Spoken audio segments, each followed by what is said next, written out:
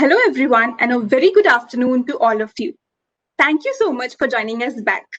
Before we move ahead, I would like to take this opportunity to thank our silver partners, Telesign and ShareChat, creative partner Blink, and knowledge partner Nielsen. Please take out some time to visit our exhibitors and check out their offerings. Without any further delay, let's begin the panel discussion on power of social commerce. Here with us are our esteemed speakers, Mr. Mohit Joshi, Managing Director, India, Havas Media Group, Mr. Palkush Rai Chawla, Lead Monetization ShareChat, Mr. Sunil Suresh, CMO, Make My Trip, Mr. Taran Chabra, Founder, Niemans, and Mr. Srikant Bureddy, Co-Founder and Director, Value Leaf. Over to you, Mr. Joshi. Thank you, Shivani, and welcome to everybody to this interesting discussion that we're going to be having around social commerce, the power of social commerce.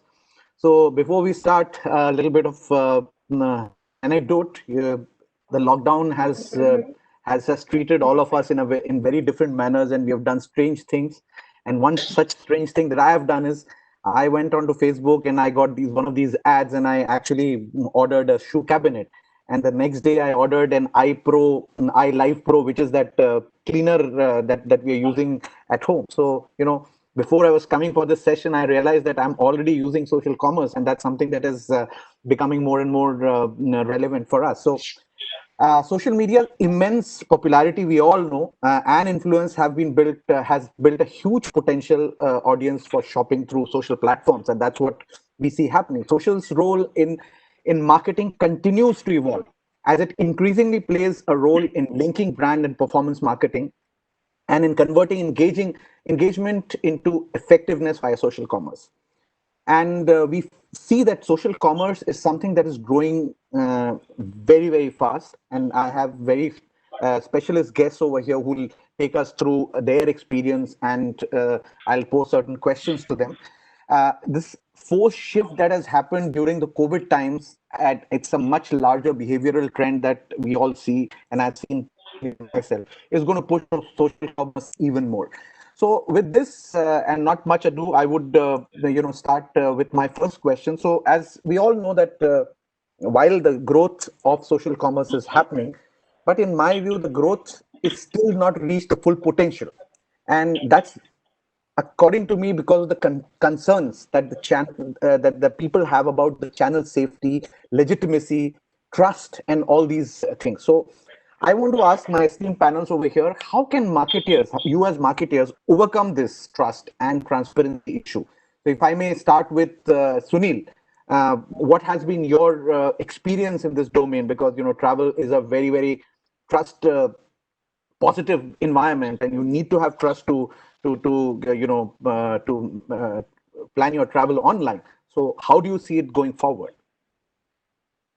Yeah, thanks. So actually, when you think about social commerce, even the first time I heard the topic social commerce, I wasn't very sure what exactly social commerce means, right? Because it can be interpreted in so many different ways. I mean, is it really about where people are completing the purchase on a social platform? And if you're talking social, what kind of a social channel are you talking about? Because today, if you look at how people are actually selling, they're selling direct on Facebook. They're, of course, advertising and directing people onto their own sites through, say, web forms or whatever. And there's also lots of transactions that are now beginning to happen on WhatsApp and Telegram. And a lot of sort of innovation that's happening there, which may be fulfilled on platform or off platform. And I think there's so much experimentation that is out there. So obviously, this question of trust does arise, especially as you get into some of the newer formats.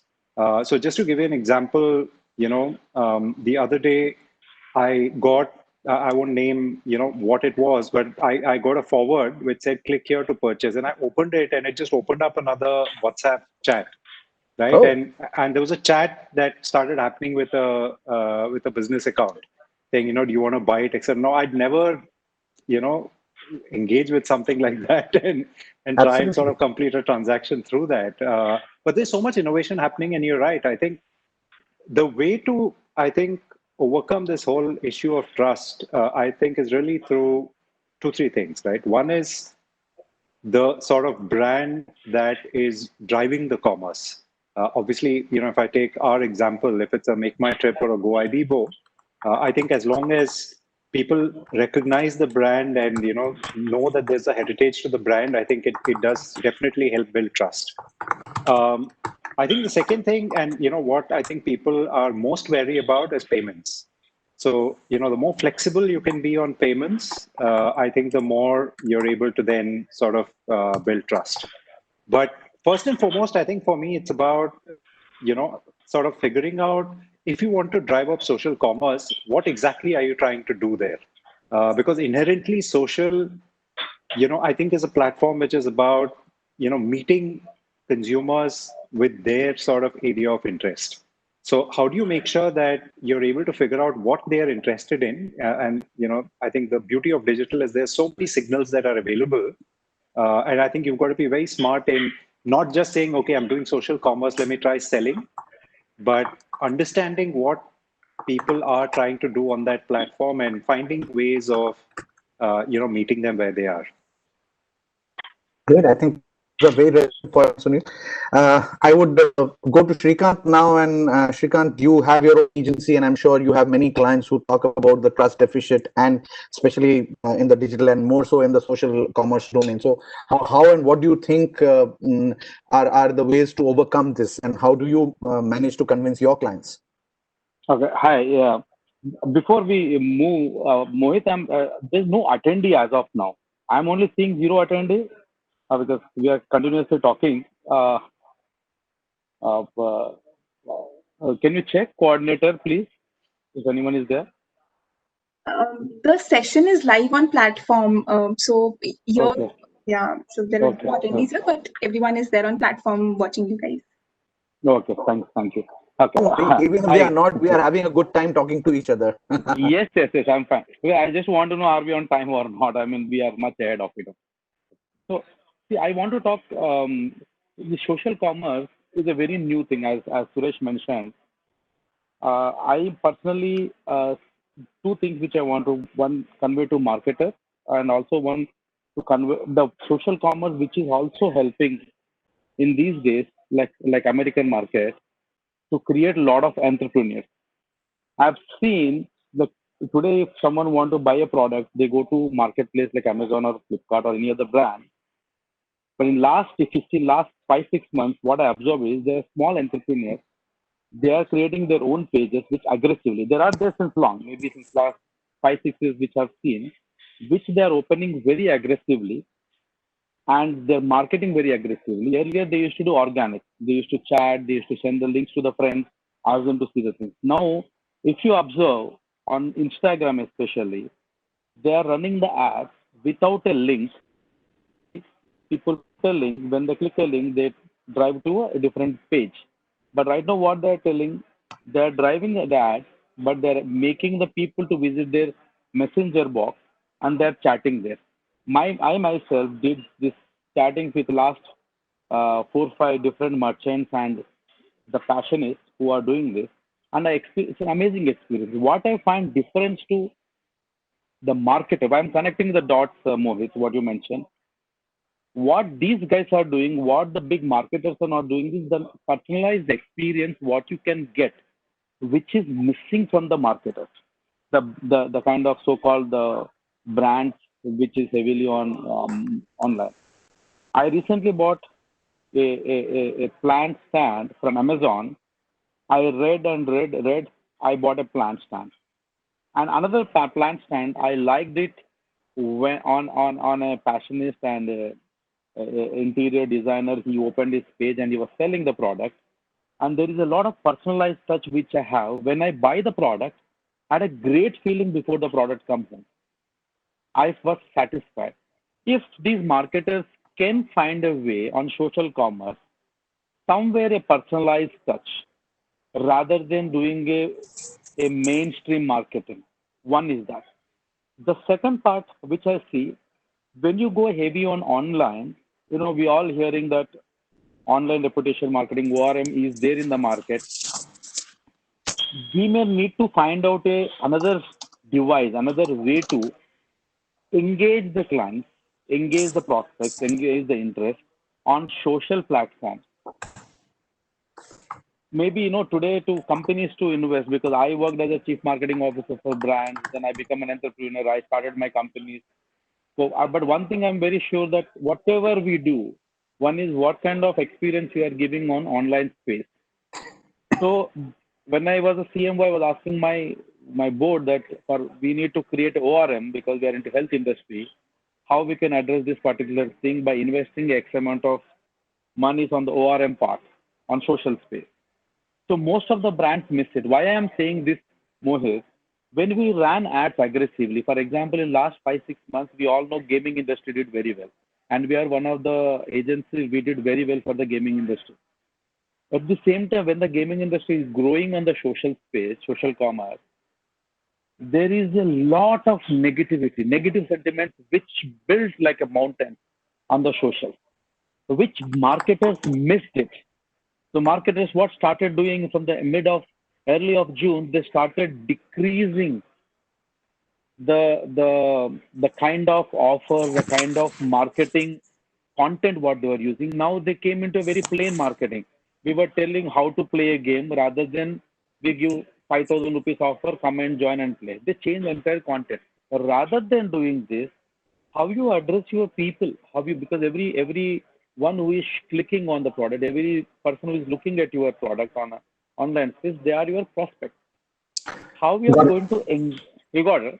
So there is some you are going to have a street level competition. Every commerce, like I have to buy two pot stands. One I bought it from Amazon, and one I bought it from a entrepreneur. Now there is already street level competition which is happening in on the commerce space because I'm getting a better experience there. It can go to ticketing also. It can go to anything in the future, ongoing. Yeah, Got it. I'm done. Thanks, Shrikant. So, understood. Personalized experience is what is most critical, and managing the ORM, which is becomes even more critical. Karan, how do you see this space, and what has been your experience with trust and managing trust for your sustainable shoe brand, which is again a very meaningful brand in my view, because it's very different, and I'm hearing about it for the first time. So what has been your experience in the online or social trust domain in terms of how has it affected the buying pattern of consumers in your view?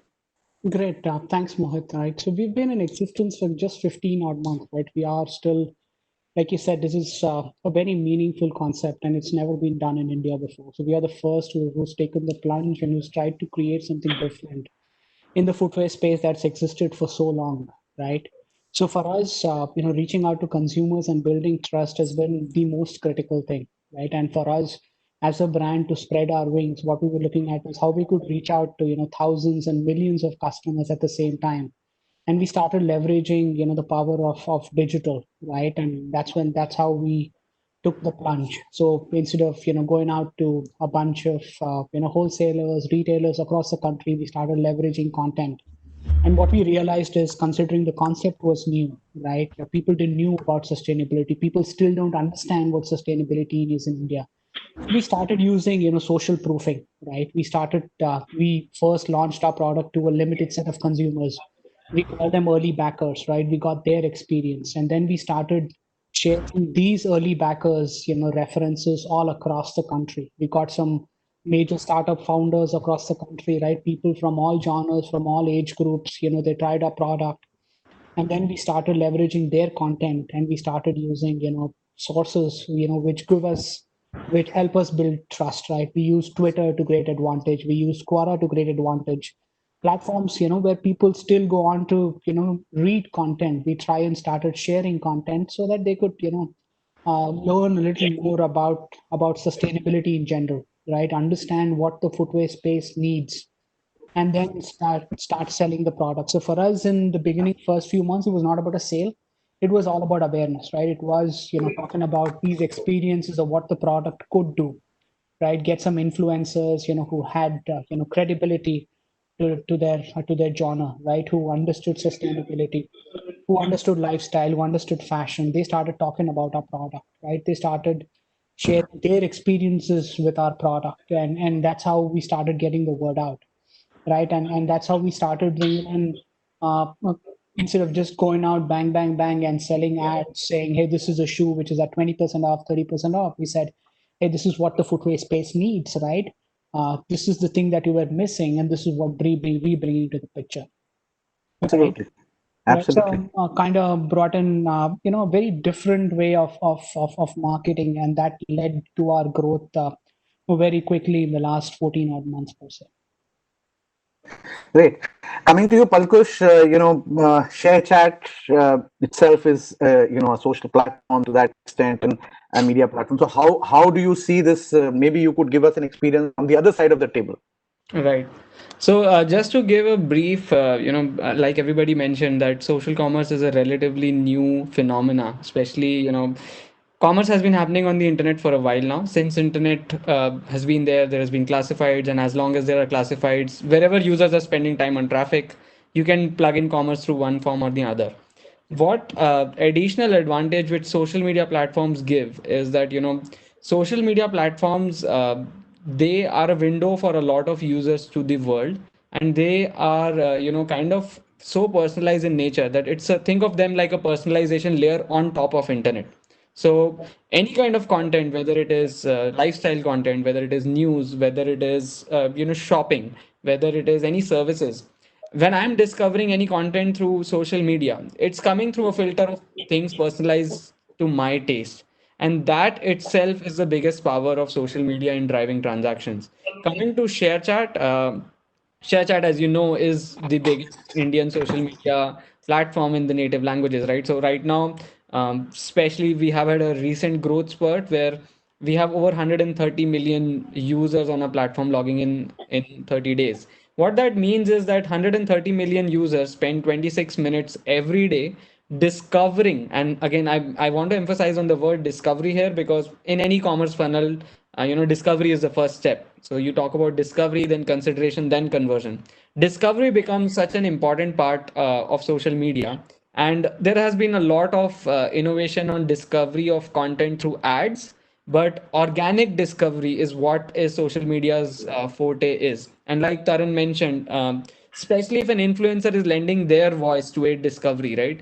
Where they are, kind of mimicking or kind of lending their voice for a brand to send a message out to their audience, it weighs in much more, and it kind of impacts the down rest of the funnel a lot. So that's the social media side of it. Another trend which I think all of us are aware is that social commerce has become an opportunity for a lot of people to earn money as well. So whether it is influencers or small retailers or resellers, we see a lot of these, coming on to these platforms, and now they are creating sustainable living out of selling through social media. And where this helps a lot, and this is again, I will kind of bring the light back to the again that purchase funnel, the conversion and consideration part of it, if it is handled by a human on the other side who is trying to make a business about it, who is very serious about reselling and selling on social media as a livelihood, you get that personalized touch on the other side as well, where that reseller is now spending time with you, trying to understand your need, drawing all the benefits of the product right in front of you, and in many cases, even after conversion has happened, the post sale support as well. So this entire stack, which is this new league of resellers, discovery through social media, and influencers lending their voice to the audience, has become a channel of its own, which D2C brands like what Taran mentioned, as well as marketplaces, everybody is trying to leverage. So Great. that's the platform side of story, that we've seen the evolution of it in last 2 or 3 years, and this ecosystem has kind of sprung up, given that so much time and traffic is there on social media websites. Correct. Thanks, Pankaj. You've brought in a very important thing, which I was anyway wanting to ask, which is around influencer marketing, because this is the domain which is very critical, and influencer marketing today is becoming even more popular as social commerce grows, because finally, the influence has to come from somewhere. So, how essential is it to incorporate influencer marketing in your sales strategy? I could ask you to start with this. I know Yep. your answer will be yes, it is very important. But if you could give Right. me some learnings from Yep. your experiences and how you've done it for your brand. Absolutely. So I think 4 years ago, influencer marketing was considered as growth hack. If you think of any marketer, they would think that I will identify an influencer on YouTube or Instagram. I would look at their number of followers, and then I would, kind of work with them closely to create that promoted piece of content, which can lead to conversions for me or can lead to traffic for me. There has been immense evolution in influencer marketing in last 4 years. Now, platforms, which is like social media platforms like ShareChat, can aid a brand in identifying the right influencer for them, can also help them enable conversions through innovative formats on the platform. And the way influencer monetization in this works is that you can democratize it really well, because if you are creating a marketplace where you are connecting an influencer to a brand through some media, right? In a way, you are democratizing that anybody can become an influencer at different stages. And the topmost influencers also do not, kind of push the prices of influencer marketing up. So this influencer marketing itself has evolved so much in last 3 4 years, especially on Instagram and YouTube. And we at ShareChat, we are also trying to build a product around this, where all the influencers that we have on our short video app called Moj. So you would have heard that Moj is the new short video app in India, Yeah. where we have more than 50 million downloads already on the app. All the big TikTok influencers, over 200 of them, are now on Moj, and these people had 20 million or more followings on TikTok. So they are growing rapidly on Moj. And for us, it's extremely important that when we think of social commerce, we help these influencers monetize their content and their presence on Moj, and hence creating a two-sided marketplace, or I would say three-sided marketplace, where a brand, an influencer, and an end consumer come together. And that matchmaking process, if we can aid through data, through technology, we want to be at the forefront of that evolution as well. So going ahead, I see that's the future for influencer marketing. It's going to get a productized thing, more like Google Ads is, where you as a brand marketer should be able to find what an influencer's metrics are, select an influencer from a basket of maybe 200 influencers.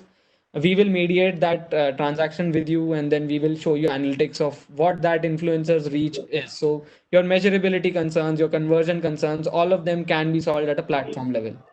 Great. Thanks. Sunil, how important is influencer marketing for an online travel company like yours?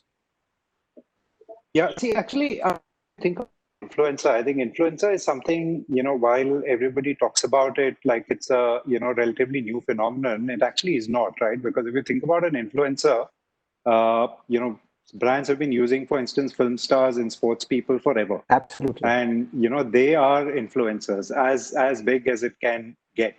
I think what's really happened with digital is the way I think influencers are being used.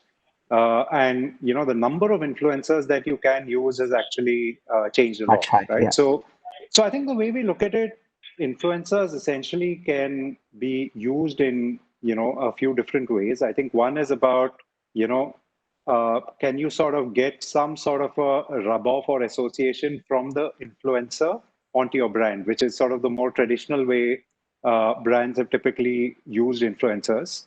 And today, I think what's very interesting is you can use influencers to tell your story. So, if you think about travel, for instance, travel is just so experiential, right? So, as a brand, there is only so much you can talk about in terms of, where to go, what to do, because, where to go, what to do is really very person dependent. And that's where an influencer can sort of play a very, very important role. One is in humanizing and making that story very engaging, and obviously, therefore, getting the viewers to want to do the same thing. So that's sort of one aspect of it. The other, of course, is the reach. I mean, if you pick sort of influencers who are well recognized, have followers, you get a little bit of leverage. Though honestly, I think most of these media channels are getting savvy. So increasingly, I think it's a battle as to where the value lies, right? Do you actually invest in the influencer and get free reach? I think increasingly that's sort of going down. You invest in the influencer, I think you get association, but maybe not so much free reach. So I think that's really how we look at influencers. Are they important? I think they certainly have a role to play in terms of building engagement, in terms of building the brand narrative. Directly in terms of commerce, maybe less so. So I wouldn't say I'm using an influencer to drive up my sales in the short term. But yeah, I mean, certainly to sort of invest in building out the brand The brand, yeah, and building those associations, I think that's where influencer makes sense. that's right. That's right. Shrikant, you must be having clients for which you would be making influencer marketing strategies. So, what has been your experience, and especially with the social commerce domain? Do you think influencers as leverage would help this drive further? Yeah. So I like a year back, I started a company on influencers. That will only deal with influencers. We onboarded around 1,500 influencers on our panel, and I shut the company, the business unit, in less than 3 months. Two reasons. One is we as a company is a performance marketing because we understand how to bring a performance. So influencer angle, we don't see any performance. Like Suresh mentioned, there is no performance. You can't get a sale out of it. There is a branding wise, yes, you can see a good branding, but also I have personal thought on it. When an influencer show a product, their followers look at the product or look at the influencer. If they keep on looking at the influencer, their acts, I don't, because there is a reason for a follower following an influencer. But this kind of uh, branding and promotion will fit into it because there is quite a lot of stuff. You cannot recently Tide. I want to take the brand name. I have seen Tide Instagram. They painted with the Tide ads. It's a very thoughtful, very interesting. They connected with many influencers, maybe connected to the kind of followers which follow these influencers. So when a follower look at all the influencers show same kind of ad, maybe you need to have enough thought to start approaching an influencer in kind of content thought. If you do go with anything, you will absolutely fail. You will fall flat. But I've seen HDFC doing this for the last year. This big basket, this whatever the annual sales of that, they did a very good approach. They connected to the influencers and the followers in the same. Performance wise, I don't see any. So, yeah, carry on, carry Yeah, on. sorry, Mohit, I'm done. I'm done. I'm Okay. done, Mohit. Thanks. So there is a question from the audience around this. I'll just quickly pose it over here. Is influencer marketing the new word of mouth? And how do you measure the ROI on influencer marketing? Anyone would want to take this? Would you want to say something about it, Shrikant, yourself? Or Yeah. I think Uh, I uh, can take the I mean, question, sorry. but I think Taran, who has had a recent experience with influencer marketing, probably you can enlighten us that how do you measure ROI? So there are a couple of things here, right? Now, before engaging with any activity, what we truly define what our outcome is going to be and what do we expect in return, right? Now, in terms of an influencer marketing, a certain amount of capital on a monthly basis that we bucket towards brand building, and then we bucket towards purely performance marketing. Influencer marketing should never be catered, to a performance marketing driven, exercise. It's not a performance marketing driven exercise, right? So what we do is we do a thorough research on all the different influencers that we want to cater to, right? What kind of audience follows these influencers, right? What kind of content they create. Now, in the brand genre that we fall in, right, we don't work with influencers who just stuff products out on a daily basis, right, saying, hey, this is the product that I'm following, right? Because it doesn't work, right? And our product is not going to work. We look at influencers who typically capture their real life, right? Because people follow them to see what they do in their real life, right? So if they're bringing meaningful content out there, then there is a proposition for them to blend in Neiman's in their concepts, right, in their daily life. So we work with influencers who could, blend our product into their lifestyle and build a story out of it. Create a unique proposition saying, hey, this is the product, it really helped me, and then build a story around it. And there are some, handful of influencers who be able to do a great job at it, right? And that starts creating again a unique proposition. It helps building awareness and starts building top of the funnel, right? Like you mentioned, right? It creates there's several different funnels of marketing.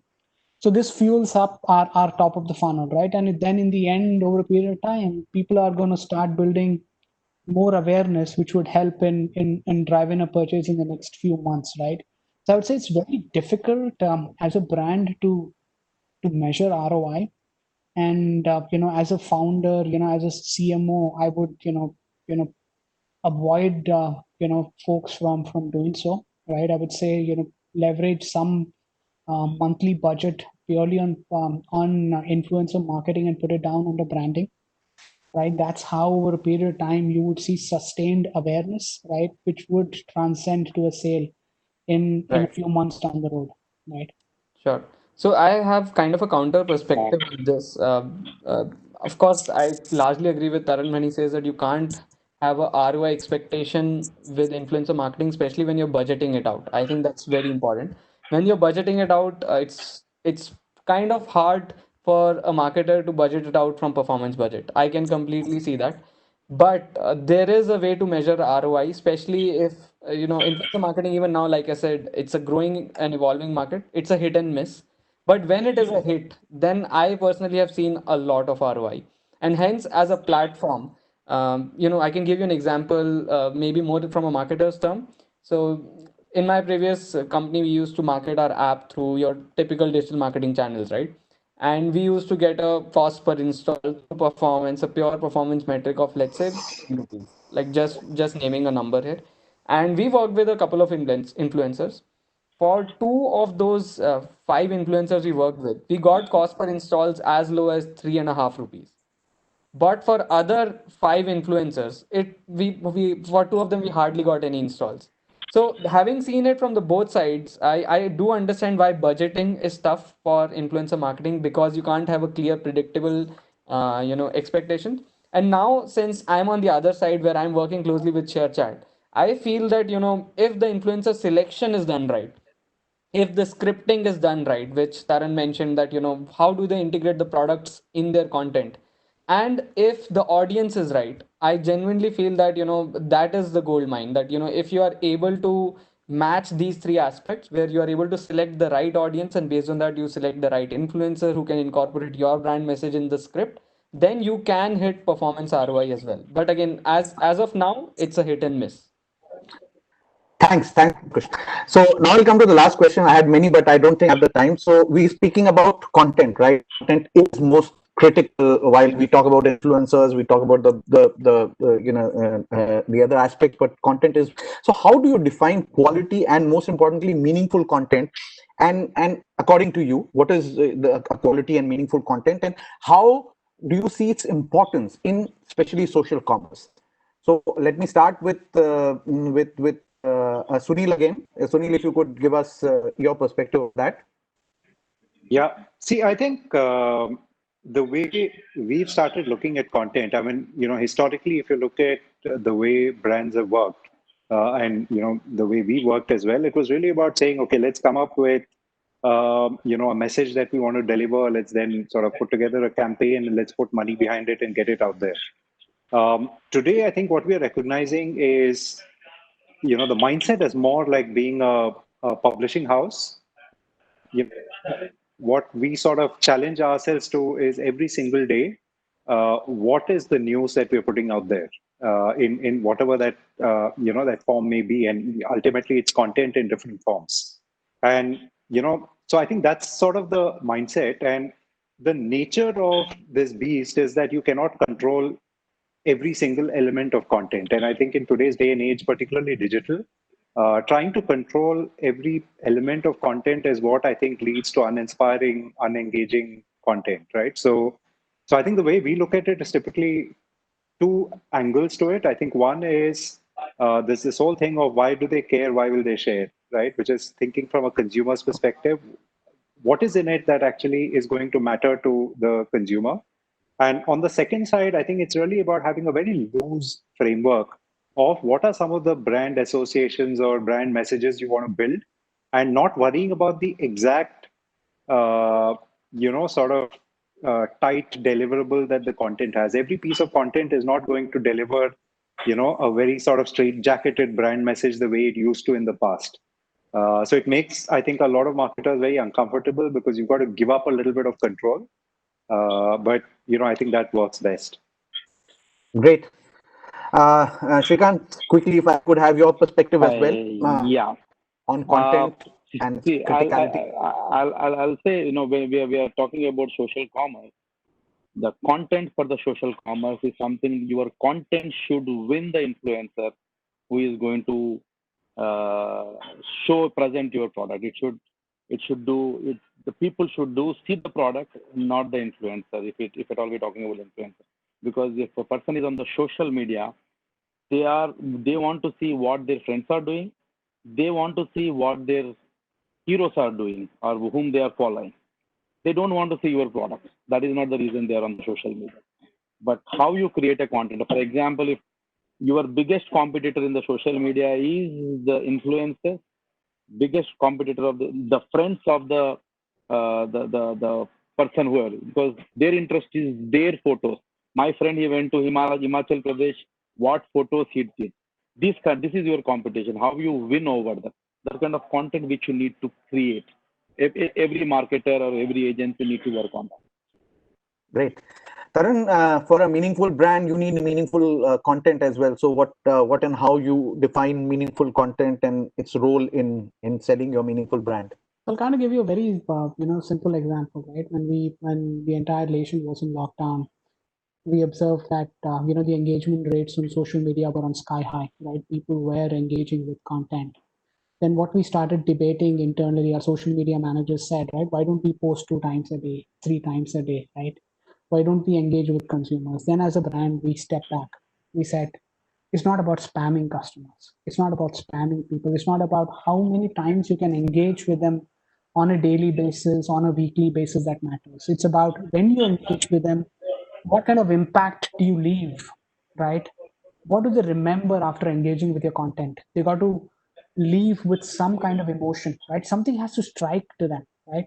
Sunil used a very critical point, right? Something about sharing, right? If they like that content, it should excite them to talk about it with their friends, with their peers, with their family.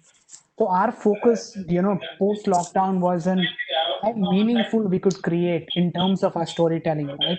How could we dig deeper so that people will resonate with everything that they read, everything that they follow, right? It should be in our tonality.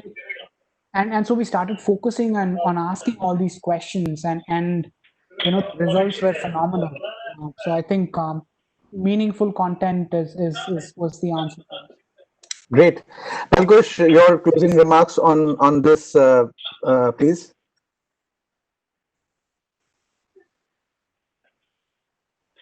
Has he dropped off? Palkush, you're on mute. I'm sorry. I'm saying my closing remarks are, the age-old maxim that content is king. I think Srikanth put it absolutely nailed it that, unless the focus is on the content, the competition is very high. And in the end, the content is what wins. Influencers happen to be good content creators. That's why they became influencers. So, that's one of ways to ensure success. You work with an influencer to outsource your content creation. But again, you're competing in the same frame, so scripting has to be proper. The brand integration has to be proper.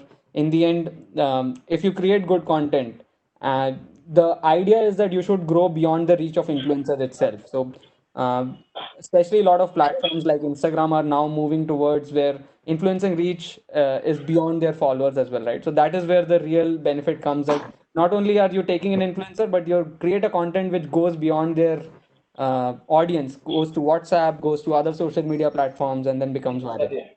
So where do you see social commerce 5 years from now in terms of growth? How many X's of growth? Just quickly. At least 10x. 10x. How about you, Sunil?